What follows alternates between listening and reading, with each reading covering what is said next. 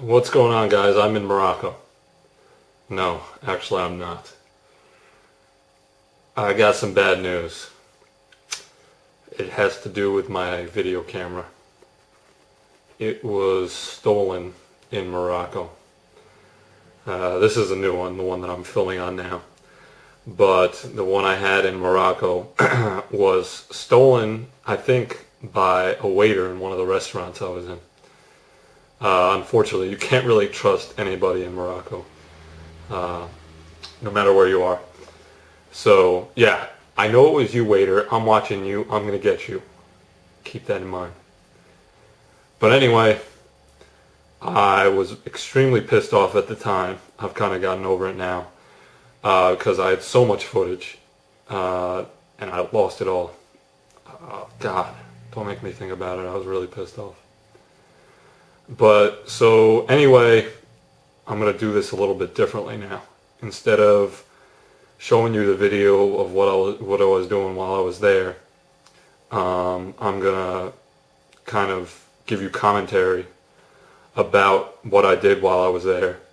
And I have some pictures, fortunately. I also have a camera that I took some pictures with that I will kind of do a slideshow of while I'm doing my commentary.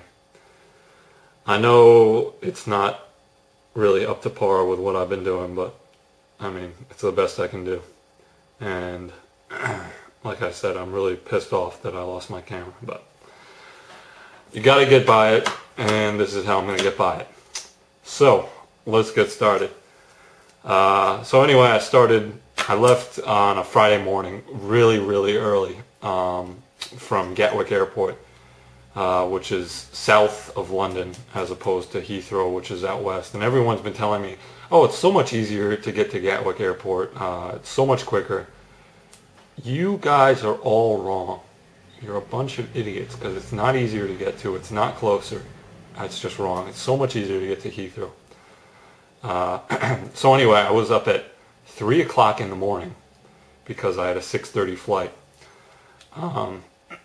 So I took a train down to Gatwick, got on the plane, about a 3.5 hour flight. And the first thing you notice when you get off the plane is how much warmer you are, or how much warmer it is. I mean, of course you're in Africa, but I just wasn't used to it. Even when I was in Athens, which was really nice and warm, it's still not as warm and as humid as it was in Morocco, which was really nice, but also not nice in a way, because you sweat your ass off, seriously. So anyway, you get off the plane. The first thing you do is get to a taxi. Now, everybody in Morocco is trying to rip you off, including the taxi drivers. It should only cost about 20 or 30 dirham, which is about $2 or $3 US, to get into town from the airport. But the first thing they tried to tell me when I got to the taxi line was it's going to cost 150 dirham, which is a rip-off. So you kind of have to haggle with the taxi drivers and pretty much everybody else there to get a fair price. So eventually, you tell them, well, that's way too much. I'm not going to pay that much. And then you give them a price about, and I said 50 or 60, and they say, no, that's too low. That's for some other place. And of course, they're just bullshitting you. So finally, you just basically walk away, and one of them will follow you almost surely because they want to get your money no matter how much it is. So we finally agreed on 80 dirham, I think it was, which is still a big rip-off, but it's not horrible. So take a drive with this taxi driver who can't speak English. They speak French and Arabic there. French because it's a colony of France, or it used to be a colony of France. So I get to the hotel after getting ripped off by the taxi driver. Check in. The first thing you notice in your hotel room is a little sticker right on the desk that says, that has an arrow pointing, and it says Holy Mecca. Because of course, if you remember from middle school and high school, Muslims pray in the direction of Mecca 3 times a day, I think it is. So that's kind of a necessary thing to know which way you got to pray. So after getting relaxed and putting all my stuff in my room and getting all set, I head out into the Old City. Now the Old City is the original part of Marrakesh, which is now surrounded by the Vie Nouveau, because like I said, it's a French colony. And once the French got there, they said, we don't like these tight streets in the Old City, it's too dirty, blah blah blah. So outside of the Old City, they built the New City, which is of course more modern. There's McDonald's there and other kinds of upscale shopping. But that's not what I was there for. I was there to see the Old City, which is surrounded by a big stone, like red stone wall. So when you walk into the Old City, the first thing you notice is how much quieter it is.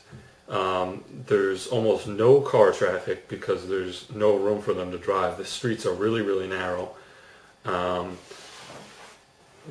There's mostly foot traffic and very few bikes back there, so it's very quiet. And the first things you kind of see are a lot of vendors selling their goods on the street.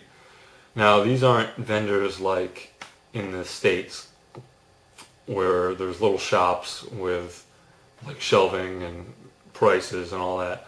No, these vendors lay out blankets or sheets or whatever on the street, put their goods right on there, their vegetables, their olives. Some of the meat vendors have, I guess, little counters where right next to them there are whole lambs, whole sheep, whole cuts of meat. And you order exactly what you want and they'll cut it for you right there, then and there. So it's quite interesting to see this compared to what I'm used to seeing. And one thing, kind of weird for anybody who lives in a more, I don't want to say civilized, but more modern country. One thing I saw is this guy had his bicycle, walking his bicycle next to him, and on it he had 6 or 7 or 8 legs of lamb. Just the legs, nothing else. Sliced clean off. They were just hanging off of his bike. I'm not sure if he was selling them or if he just bought them, but it was kind of interesting to see that. And of course, this is deep into the Old City, so there's almost no tourists back here. The tourists kind of stick to the Djemma el Fna is what it's called, which is like the big square in the center of Marrakesh. Like I said, it's where all the tourists go, so there's lots of vendors, lots of English-speaking Moroccans. So for most of the day, I was just walking around these back streets,